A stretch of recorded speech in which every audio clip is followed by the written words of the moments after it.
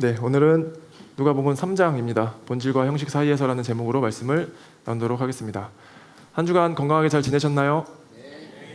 네, 감사합니다. 우리 하나님을 예배하는 시간 되길 소망합니다. 우리가 조금은 더 마음을 잘 정돈하여서 정말 하나님을 예배한다라는 마음으로 이 자리 가운데 앉아 계셨으면 좋겠고, 또 그 가운데 하나님이 큰 은혜 주셔서 우리 한 주의 삶이 또 잘 건강하게 살아낼 수 있으면 좋겠습니다. 아멘. 네, 고맙습니다. 오늘 이제 누가복음 어디까지 했었는지 기억나시나요? 우리 2장 초반부까지 하고 2장 후반부로 이제 넘어왔어야 되는데 2장을 지나서 그냥 바로 3장으로 갑니다. 그 이유는 뭐냐면 2장 41절부터 52절까지의 말씀, 마침 또 이 말씀이 우리 어린이 마을의 여름성경학교 캠프 주제 말씀이었거든요. 예수께서 지혜와 키가 자라고 하나님과 사람에게 더욱 사랑스러워 가시더라 라는 말씀의 주제, 말씀 선구 가지고 우리 여름성경학교 왔는데 그 말씀을 넘어가거든요. 그 이유는 뭐냐면 기억나세요 혹시? 작년 11월 10날 맞아요. 작년 11월 10날에 제가 설교했을 때의 본문 제목이 그거였거든요. 본문이 그쵸? 기억나죠? 제목 기억나요 혹시? 그날이 무슨 예배였는지는 알아요? 그쵸? 우리 2주년 연합 예배, 감사 예배였었는데 그때 더욱 사랑스러워가는 교회가 됩시다. 더욱 사랑스러운 교회가 됩시다 라는 제목으로 말씀을 나눴었습니다. 그래서 간단하게만 요약하고 바로 3장으로 넘어가는 건데, 그때 기억나시나요? 그때 어떤 일이 있었는지? 예수님께서 12살이 되던 해에 그때 어떤 일이 있었냐면, 원래 이렇게 절기가 되면 그때 이스라엘 백성들은 다 예루살렘에 찾아가서 직접 예배를 드렸던 문화가 있었어요. 그래서 절기를 맞이하고 예수님도 마찬가지로 부모와 함께 예루살렘으로 갔었죠. 그래서 마침 다 예배를 잘 마치고 돌아오는 길에 봤더니 예수님이 없는 거예요. 부모님이 찾아왔는데. 근데 그때 당시에는 뭐 그런 일이 종종 있었으니까 일가 친척들이 챙겨주기도 하고 무리로 모여서 이렇게 오다 보니까 어딘가에 있겠거니 하고 그냥 집에 왔는데 와도 찾아지지가 않는 거죠. 그래서 알고 봤더니 예수님께서 하시는 일들 회당에 가기도 하고 말씀을 나누기도 하고. 근데 이제 그때 제가 포인트로 잡았던 게 어떤 거인지 기억나세요 혹시? 기억나실 거예요 아마. 뭐냐면 그러니까 어쩌면 교회도 그럴 수 있는 거죠. 그러니까 정작 있어야 할 그 예수님이, 그렇죠? 있어야 할 그 예수님이 우리가 잃어버리진 않았는지. 그때 2주년 기념 예배 드리면서 우리 교회가 열심히 사역도 하고 섬기고 서로 이렇게 돌보는 일도 중요하지만 그 안에 가장 있어야 할 것은 무엇이다? 예수 그리스도. 예수님께서 이곳 가운데 계시지 않으면 우리는 무엇을 예배하고 있는가를 답할 수 없다는 거죠. 그런 교회가 됩시다라고 했을 때 마찬가지입니다. 우리는 여전히 계속 바쁠 것이고 더 바쁠 거고 하는 일도 많아질 텐데 그 안에 예수 그리스도가 없다면 우리는 무엇을 예배하고 무엇을 위해 살아가고 있다는 것인가를 우리는 한 번씩 계속 점검하면서 질문해 볼 필요가 있다는 거죠. 그런 말씀을 그때 당시에 나눴었습니다. 이해하시죠? 그래서 여러분들 오늘 이어진 말씀이에요. 맥락은 동일할 거예요. 다른 본문이지만 맥락은 동일하게 우리가 늘 점검하고 물어야 할 질문, 우리가 예배하는 대상은 누구이며 그 예수 그리스도는 우리가 우리 마음 가운데 잘 간직하고 있는가, 바쁜 일상 속에서도 여러분들의 분주한 삶에서도 그 예수님을 잘 기억하고 있는가를 좀 볼 수 있으면 좋겠습니다. 그래서 오늘 설교의 제목이 본질과 형식 사이에서 라는 제목인 거예요. 자, 오늘 말씀 1절부터 2절 한번 보겠습니다. 1, 2절 말씀입니다. 디베르 황제가 통치한 지 15해 곧 본디오 빌라도가 유대의 총독으로, 헤롯이 갈릴리의 분봉왕으로, 그 동생 빌립이 이두레와 드라고니 지방의 분봉왕으로, 루사니아와 아빌레네의 분봉왕으로, 안나스와 가야바가 대제사장으로 있을 때 하나님 말씀이 빈들에 있는 사가랴의 아들 요한에게 임한지라. 1, 2절 말씀 우리가 방금 읽었던 말씀입니다. 1, 2절 말씀은 누가의 독특한 성격과 특징을 보여주는 말씀이에요. 우리가 누가복음 처음 시작할 때 누가의 직업이 뭐라고 했었죠? 역사가이자 의사라고 했었는데 역사가에 맞게끔 이때 당시가 어느 시점입니다라는 것을 명확하게 밝힘으로 인해서 이것이 객관적 사실입니다라는 것을 어쩌면 좀 더 보여주고 싶었던 욕심이 있었던 것도 같아요. 자, 디베리오 황제라고 했죠. 우리 2장 1절 혹시 띄워줄 수 있나? 제가 읽어드릴게요. 2장 1절. 그때 아우구스투스 황제가 칙령을 내려온 세계가 호적을 등록하러 갔는데 봤었던 말씀이에요. 그렇죠? 2장 1절에 아우구스투스 황제가 나오고 3장 1절에 디베리오 황제가 나와요. 이 디베리오 황제는 2대 황제인 거예요. 그러니까 아우구스투스 황제 다음 이어진. 그러니까 2장과 3장의 시간적 갭이 있다는 것을 우리가 또 한번 파악할 수 있게 됩니다. 그렇죠? 황제가 넘어와서 2대 황제가 시작되는 거고, 디베리오 황제가 통치하던 때이고, 그 첫 초대 황제 아우구스투스 황제, 아구스도라고 하는데, 아구스도의 뜻이 뭐냐면 신적 계시를 받은 자, 신으로부터 임한 자, 신으로부터 출처를 받은 자, 뭐 이런 맥락의 이야기거든요. 그럼 무슨 말이냐면, 그러니까 아구스도가 자기 자신을 신과 동일하게 여겼다라는 거예요. 그때 당시에 자기가 황제가 되면서 로마 황제로 취임하면서 아구스도라는 이름을 썼을 때, 나는 이제 신적 계시를 받아서 신으로부터 출발한 자다, 자기는 신이다라고 곧 이야기를 시작한 거죠. 뭐냐면 자기는 신이 되었기 때문에 모든 법으로부터 자유로워져요. 그러니까 황제와 신의 어떤 그런 특징이 뭐냐면 모든 법으로부터 자유로워졌다는 거. 그래서 로마 황제가 당시에 모든 법으로부터 자유로워지고 자기가 임명하고 말하는 것이 다 법이 되던 시대인 거죠. 그게 무슨 말이냐면 정치적으로 얼마나 이때 당시의 사회가 타락했는지를 볼 수도 있게 되는 거예요. 2절, 안나스와 가야바가 대제사장으로 있을 때, 이때 당시가 언제냐면 요한복음 18장 12절부터 한번 보여줘요. 12절에 보면, 이에 군대와 천부장과 유대인의 아랫사람들이 예수를 잡아 결박하여 먼저 안나스에게로 끌고 가니, 안나스는 그 해의 대제사장인 가야바의 장인이라. 가야바는 유대인들에게 한 사람이 백성을 위하여 죽는 것이 유익하다고 권고하던 자더라. 그러니까 안나스에게로 끌고 갔는데, 안나스는 뭐라고 해요? 그때 당시에 대제사장인 가야바의 장인이라는 거예요. 그러니까 사위와 장인 사이의 관계인 거죠. 그런데 굳이 안나스를 언급하고 있는 것은 가야바의 어떤 영향력보다도 실제적으로는 그냥 세습되어서 그 대제사장의 영향력을 안나스가 다 통치하던 그때인 거예요. 이게 무슨 말을 보여주는 거냐면, 그때 당시에 이미 종교적으로도 얼마나 타락했는지를 한번 더 보여줄 수 있는 거고, 그게 왜 그런가 하면 14절, 가야바는 유대인들에게 한 사람이 백성을 위하여 죽는 것이 유익하다고 권고한 자더라. 그러니까 어떻게 보면 대제사장이 괜찮다, 이렇게 더 그냥 했다라는 거죠. 그러니까 이 1, 2절, 오늘 본문의 3장 1절, 2절의 말씀은 우리가 그런 시대적 맥락과 환경을 좀 유추하면서 파악해보면서 말씀으로 들어가 볼 수 있는 거예요. 그때 당시 얼마나 시대가 타락했는지. 근데 자, 2절 우리 같이 한번 읽어보도록 하겠습니다. 시작. 가야바가 대제사장으로 있을 때에 하나님의 말씀이, 자 보십시오. 우리가 일반적으로 쉽게 생각했을 때 그때 당시를 고려해보면 대제사장에게 말씀이 임해야 더 합리적이고 보편적인 것 같거든요.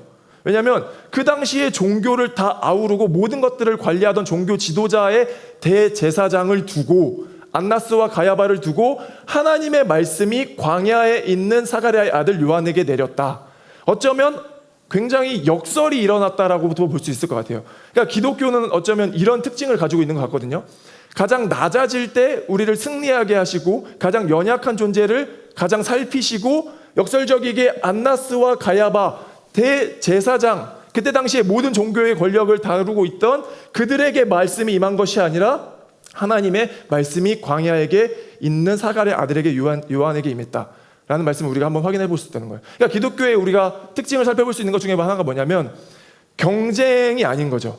경쟁이 아니라 공존하기를, 그런 가치를 소유하고 희망하는 우리들에게 하나님의 말씀이 임하는 것이고, 어떤 천하태평, 엄청 호화스러움이 아니라 광야에 있을 때, 우리의 삶이 비교적 되게 어렵다라고 느끼던 그때에, 어쩌면 우리가 너무 평안하게 잘 살던 그때가 아니라 광야에 있다라고 느껴질 그때, 역설적이게 말씀이 그때 임한다라는 거예요.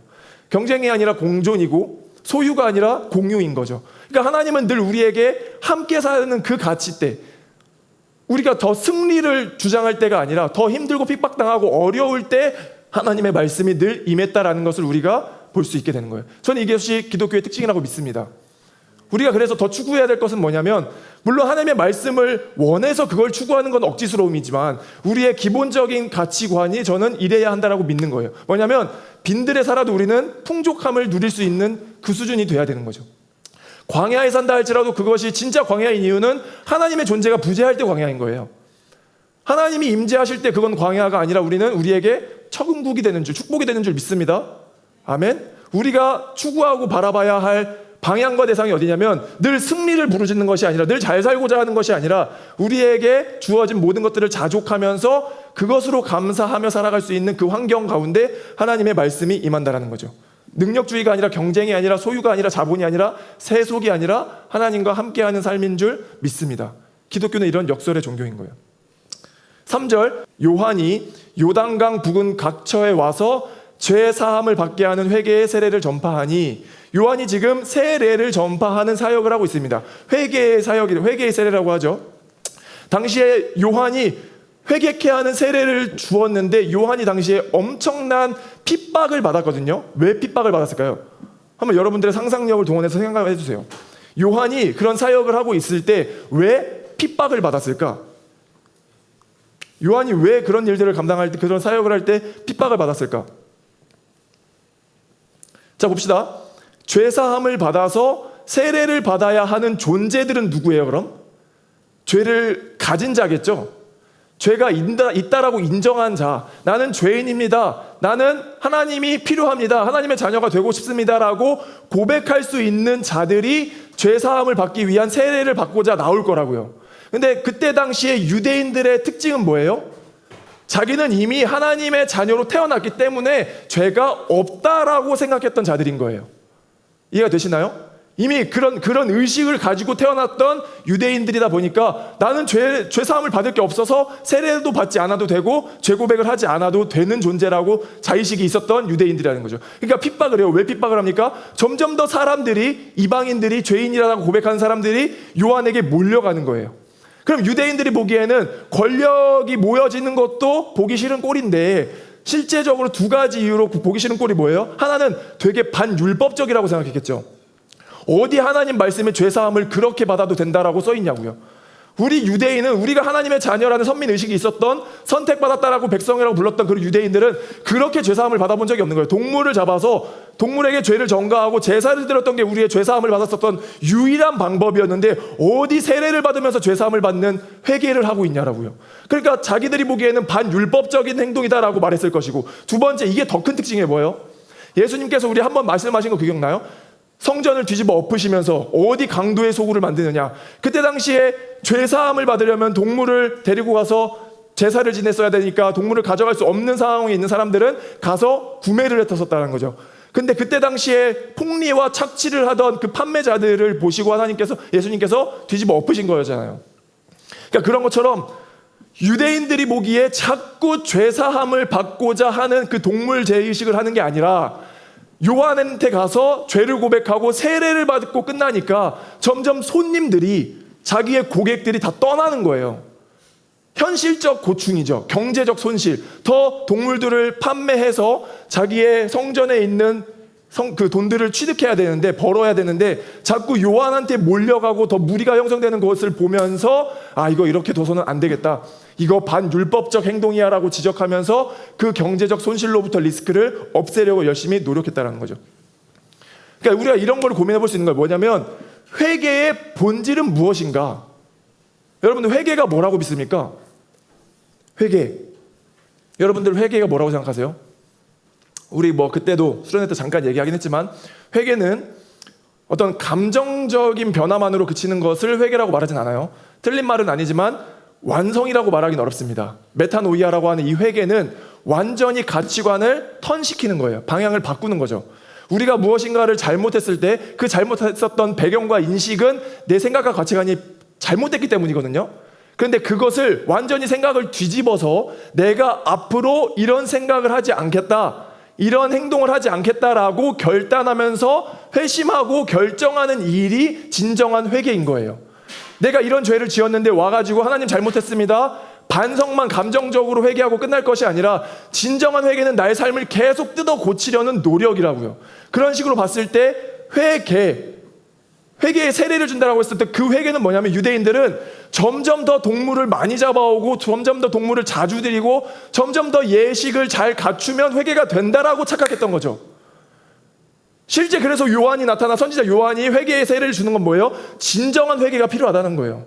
하나님 나라가 임하였는데 우리의 삶의 가치관의 방향을 완전히 바꿔야만 이것이 회개가 가능할 텐데, 당신들이 지금 회개하고 있는 그런 의식, 어떤 형식, 그냥 동물만 많이 잡아서 더 흠없는 걸 데리고 와서 더 열심히 정성껏 드린다라고 해서 예배가 드려지는 게 아니라고요.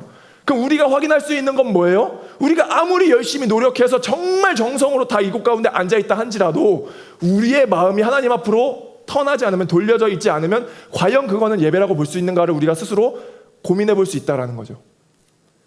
그러니까 본질과 형식이 무엇인지를 우리는 날마다 크로스 체크하면서 고민해 볼 수 있어야 될 것 같아요. 우리는 본질을 더 본질되게 하기 위해서 형식이 필요하거든요. 형식은 없어져야 할 것이 아니라 본질을 더 본질되게 만들어주기 위해서 형식이 필요한 건데, 때로 형식을 너무 잘 갖추다 보면 이거 왜 하고 있지라는 질문이 늘 찾아와요. 우리 엔조이 웨어십 왜 하는 거지? 한 달 동안 매일 6번, 7번째 했는데 이거 왜 했지? 그러니까 형식을 우리는 늘 잘 갖추다 보면 그 본질을 더 본질되게 만들어주는데, 어느 순간 이걸 하지 않다 보면 이거 왜 했지라는 질문에 계속 빠지게 된다는 거예요. 그러니까 본질과 형식은 늘 계속 연결되어 있기 때문에 우리가 해야 된다는 거죠. 저는 엔조이 워십을 여러분들이 다시 생각할 수 있으면 좋겠는데 뭐냐면, 찬양 시작하기 전에 모여서 그룹으로 335 예배하고 교제하고 이야기 나누는 것이 예배를 시작하기 전에 교제 모임이 아니라 이미 예배가 시작되었다라고 믿습니다. 아멘? 저는 왜냐하면 우리가 예배의 본질을 생각해 보면 하나님께서 영광을 받으시는 건데, 하나님께서 영광을 받으실 때 어떻게 영광을 받냐면 서로가 섬기고 서로가 사랑하고 서로가 교제 가운데, 저 사람의 고통이 나의 고통이 되어서 내가 기도하고 싶다라는 마음이 들끓을 때, 저 사람의 그 잘됨이 나의 잘됨으로 느껴져서 진짜 축하하고 싶다라고 느껴질 때, 그 교제가 하나님께서 가장 받기 원하시는 영광이고 예배이기 때문에 찬양 시작했으니까 이제 예배합시다가 아니라 이미 우리는 모이면서 예배가 시작됐다라는 거죠. 서로의 관심과 서로의 이야기와 그 마음 가운데 진짜 잘됐다라고 느껴진 그 고백이 우리가 언어로 뱉은 고백은 아니다 할지라도 다 기도가 되어서 하나님께서 들으신다라고요. 그럼 우리가 6명, 7명씩 모여서 앉았던 교제는 다 예배이고 하나님께서 영광 받으신 줄 믿습니다. 아멘. 형식과 본질을 우리가 계속 크로스 체크해 보는 거예요. 제가 오늘 못 왔지만 한 청년 만나서 이야기 나눴더니, 신방을 했더니 그 친구의 직업이 뭐였냐면 사회복지사예요. 공무원. 근데 그 친구가 그 소득이 낮아서 상담해가지고 그 뭐라고 하죠? 차상위 계층? 이런 수급을 받을 수 있게끔 되는다 안 된다 체크해주고 안 됩니다 반려해주고 하는 그런 공무원이었던 거예요. 동사무소에서 일하는 그 사회복지사. 근데 이제 이야기를 나누는데 자기는 처음부터 비전이 그거였대요. 자기는 그냥 공부할 때부터 공무원이 되어서, 사회복지사 공무원이 되어서 동사무소에 가서 그 사회복지사과에 그 상담을 하는 일을 하고 싶었다. 인데 정확하게 그 자리로 가게 된 거죠. 그것도 되게 신기했어요. 근데 하는데 일하면서 이제 한 1년 정도 됐는데 마음에 어려움과 괴로움이 있는 것 중에 하나가 뭐냐면, 너무 다양한 사례와 너무 다양한 케이스가 접수되어 오는데 자기가 1대1로 상담을 해야 되다 보니까 뭐 잘 도와줄 수 있는 케이스가 있으면 너무 감사하고 좋지만 대부분은 다 반려시켜야 되고 말도 안 되고 도움을 주지 못했을 때 느껴지는 자신의 한계, 자신의 안타까움, 자신의 속상함이 자꾸 마음 가운데 남아있어서 감정적으로 힘들다라는 거죠. 그러면서 우리가 나눴던 이야기가, 제가 제안했던 이야기가 뭐냐면, 그거 너무 훌륭한 마음이고 그거 잃지 않아야 되는 거고, 그런 공무원 있으면 우리나라 이렇게 되지 않았을 거다. 정말 감사하다라고 하면서, 근데 우리가 할 수 있는 한계는 여기까지지만 상담을 하면서 느꼈던 그 마음의 고통스러움이 하나님께서 다 들으셔서 그것이 기도가 되어서 어느 순간에 우리에게 이 상황에 도움이 될 수 있다. 나는 그렇게 믿는다. 그러니까 우리가 못했다라고 해서 허탈감만 느낄 것이 아니라 진심으로 이 사람을 위해서 긍휼한 마음을 가지고 우리가 기도하는 그 마음이, 하나님 도와주세요라고 기도는 하지 않았지만 느껴지잖아요. 감정이 안타깝다, 저 사람 어떻게 해야 되지라는 것을 하나님이 다들 알고 계시기 때문에 그게 자연스럽게 기도가 되어서 나는 충분히 하나님께서 영광 받으실 줄 믿는다라고 얘기했던 거예요.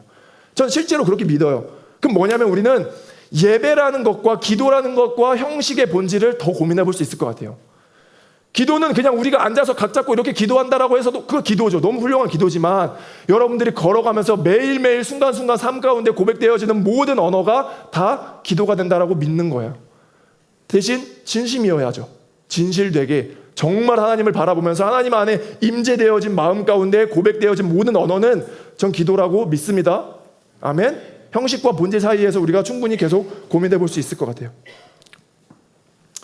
여러분들이 어느 순간 무슨 일을 하다가 뭔가 막히는 것 같고 부딪히는 것 같고 잘못되는 것 같다라는 생각이 들 때 반드시 우리가 같이 고민해야 되는 것이 하나가 그거인 줄 믿어요. 이거 우리가 왜 하고 있지? 여러분들도 각자 개개인마다 하고 있는 게 다 있을 거거든요. 하다 보면 어느 순간 힘도 들고 뭔가 잘못되는 것 같다라는 감지가 돼요. 그때 우리가 계속 끊임없이 고민해야 되는 게 뭐냐면 내가 이거 왜 하고 있지라는 질문이라고요. 대표단도 마찬가지고 숨리더도 마찬가지예요. 숨리더도 늘 숨모임 하다 보면 이 형식을 지키는데 이 형식은 본질을 더 본질되게 하기 위해서 형식을 지키는 거라고요. 꼭 주일에 이 시간에 이만큼을 채워야 되는 게 중요한 게 아니라 우리가 이걸 왜 하는지를 고민하다 보면 더 접근하는 방식과 우리의 마음이 달라질 수 있겠는 거죠.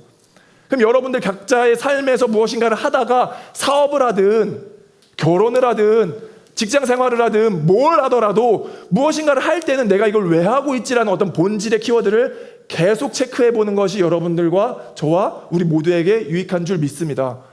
저는 이거를 우리가 꾸준하게 훈련하고 노력하다 보면 더 하나님께서 기뻐하시는 공동체와 그리스도인들이 될 줄 믿어요.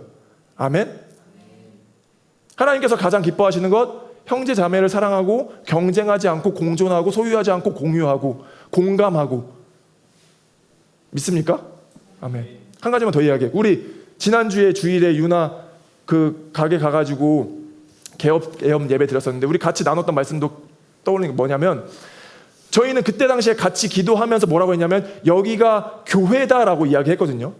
그러니까 이것도 형식과 본질을 같이 고민해 보는 거예요. 그러니까 우리가 교회라고 불렸던 것이 진짜 교회는 무엇인가?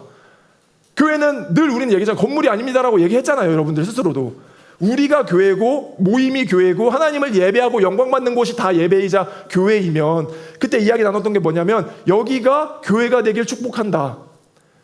정말 힘들겠지만 한 사람 한 사람 손 만지면서 이 사람의 손은 왜 이럴까? 그냥 느끼고 공감하고 바라보는 그 시선과 그 마음 가운데 하나님이 기뻐 받으시는 영광이 되는 줄 믿는다라는 거죠. 왜냐하면 우리가 보고서 야, 이 사람 이거 왜 이러냐 이렇게 이러진 않을 거잖아요. 얼마나 힘들었을까? 이 시간 가운데 어떤 삶을 살았을까? 그런 우리의 공감, 이해가 되나요? 공유, 공감 이런 것들이 하나님께서 다 우리의 마음을 읽으시고 들으시고 받으셔서 예배가 되고 영광이 되는 줄 믿는다라는 거죠. 저는 선교적 교회가 그거라고 믿어요. 믿습니까? 선교적이다라고 하는 것은 우리가 무엇인가를 같이 힘을 모으고 에너지를 모아서 이런 것들을 하는 것도 굉장히 훌륭한 선교적 교회죠. 그러나 각자 주어진 삶에서 유나처럼 어디처럼 각자 주어진 환경에서 최선을 다해 정직하게 섬기는 것이 그것이 저는 선교적이다라고 믿어요. 여러분들 삶에서 그런 자세와 태도로 살아갈 수 있길 간절히 소망합니다. 아멘. 7절 보면서 우리 이제 마무리 좀 하면 좋을 것 같은데 요한이 세례를 받으러 나오는 무리에게 이르되 독사의 자식들아 누가 너희에게 일러 장차 올 진노를 피하라 하더냐. 세례를 나오는 무리에게 독사의 자식들아 라고 하는 거죠. 그러니까 이것도 굉장히 역설적이지 않나요? 왜냐하면 세례라고 하는 되게 성스럽다라고 우리가 일컬었던 표현되었던 것과 독사의 자식들아라고 표현되어지는 이 말이 되게 역설적이지 않냐라는 거죠. 그럼 우리가 오늘 설교 들은 걸로 충분히 캐치할 수 있을 것 같아요. 왜냐하면 형식만 지키고자 했었던 대상자들에게는 독사의 자식들아라고 할 수 있는 거죠. 그러나 무리가 아니라도 진실되게 경건한 마음으로 나왔던 한 영혼에게 잘 왔다라고 칭찬할 수도 있는 거예요. 수가 아니죠. 그렇지 않나요? 어떤 능력이 아니라 어떤 보여짐이 아니라 진실함. 우리가 그래서 처음에 서두에 이야기했던 건 뭐예요? 우리는 진짜 하나님을 예배하기 위해 앉아있으면 좋겠다. 그 하나님이 우리의 마음을 다스려 주시고 우리를 통치하시고 하나님의 나라가 되었으면 좋겠다 라는 게 이 말씀 가운데도 들어와 있는 거죠. 독사의 자식들아 라고 평가받을 것이 아니라 그래 잘 왔다. 너의 마음을 내가 다 알고 있다라고 고백되어질 수 있는. 그러면서 이제 누가가 쭉 설명하죠. 어떻게 하여라 어떻게 하여라. 그것이 너희에게 진정한 회개이고 세례이다. 그 잠깐 말씀 스킵하고 15절 볼게요. 15절 우리 같이 한번 읽어볼까요? 15절 한번 읽어주십시오. 같이 읽겠습니다. 시작.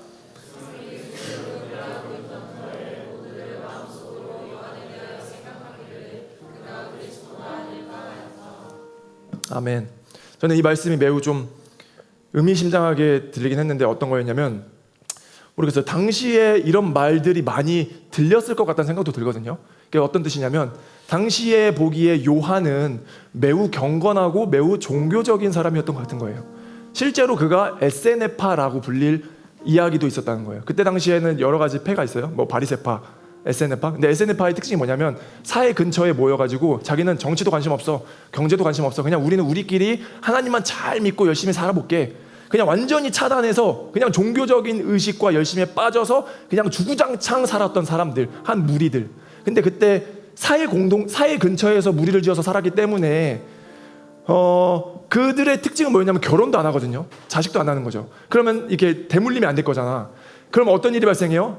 이게 자생이 안 되는 거예요. 자녀가 없으니까. SNF가 그럼 끊겨지게 되는데, 그때 그래서 했던 특징이 뭐였냐면 입양을 해요.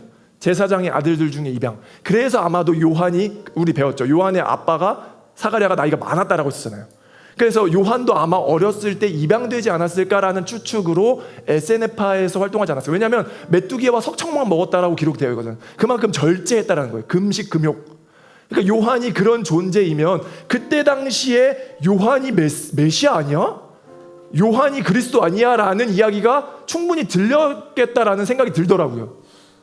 그럼 뭐냐면 우리도 마찬가지로 우리가 눈에 보여지는 어떤 현상과 의식이 다 옳은 것은 아니다라고 생각해 볼 수도 있겠어요. 왜냐하면 메시아는 예수 그리스도예요. 요한이 아니라. 요한은 예수님을 준비하러 온 사람인 뿐이에요. 무슨 말을 하고 싶은 거냐면 우리 안에 벌어지는 현상을 다 옳다라고만 보게 되면 우리의 어떤 종교적 열심, 틀렸다고 말하는 건 아니지만 그것만 가지고 우리는 건강하다 말할 수 있는가? 늘 저는 과거에 우리가 선배들이 말해왔던 것 중에 교회에서 너무 열심히만 했었던, 교회에서만, 그러니까 주일에 예배가 맞춰지고 집에 돌아가서는 다른 사람이 되어버리는 그런 이원론적 이질감 있는 현상이, 이게 모든 게 다 엉망이 됐다라고 얘기를 하더라는 거예요. 그럼 무슨 말을 하고 싶은 거냐면 우리가 열심히 손을 들고 찬양하고 기쁘게 박수하면서 찬양하고 열심히 기도하고 하는 거 다 너무 좋고 해야 될 일이지만 그것만이 완성은 아니라는 거죠.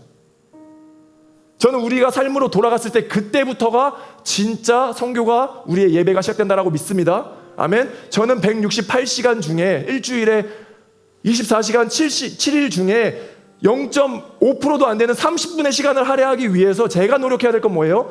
평일의 삶을 얼마나 경건하게 살려고 노력할 것인가. 제가 제 삶을 노력하지 않으면 여러분들이 제 설교가 들릴 것 같으세요? 저는 자신이 없어요. 그럼 제가 꾸준히 노력해야 되고 하나님을 바라보면서 노력하는 건 뭐냐면 나의 설교가 거짓되지 않을 수 있도록 내 삶을 내가 스스로 자가견면하는 거예요. 그것이 괴로운 일로 나타나는 것이 아니라 제 고백을 실제로 살기 위한 거죠. 우리가 교회에서 머무는 메시지만 도는 게 아니라 그래, 그것을 가슴에 담고 문 열고 나아가서 여러분들의 삶 가운데, 직장 생활하는 가운데 어떻게 살아갈 것인가가 더 중요하다라는 거죠. 저는 이게 되게 의미심장하게 들렸던 것 같아요. 야, 요한이 진짜 너무 기도도 열심히 하는데, 너무 예배 잘 드리는데, 모임이랑 모임은 다 참여하는데, 큐티 매일 하는데, 중요해요. 중요하지만 예수님께서는 반대로 그냥 먹고 놀고 흥청망청 살았어요. 근데 그게 그냥 소비되는 쾌락이 아니라 그냥 삶을, 영혼을 사랑했다라고요. 그 모든 시간을 진심을 다해서 그 시간을 소비한 거죠. 자리 채우기 위해서 형식적으로 순모임으로 앉아있는 게 아니라 그 시간이 소비되는 것에 최선을 다해서, 진심을 다해서 내가 해야 할 것들이 머리에 있긴 하지만 그 시간이 나에게 주어진 이유가 있을 것이니 나의 목적을 다하겠다 라는 자세로 예수님은 모든 시간을 소비했다라고 믿습니다. 아멘. 본질과 형식 사이에서 우리가 잘 고민할 수 있으면 좋겠습니다. 일주일 여러분들의 삶을 살아가실 때 진짜 내가 믿고 있는 게 뭐지? 내가 진짜 하나님 앞에서 자녀됨을 회복하는 것이 뭐지? 하나님의 통치는 뭐지? 하나님의 나라는 뭐지를 고민할 수 있는 저와 여러분이 되길 간절히 소망합니다.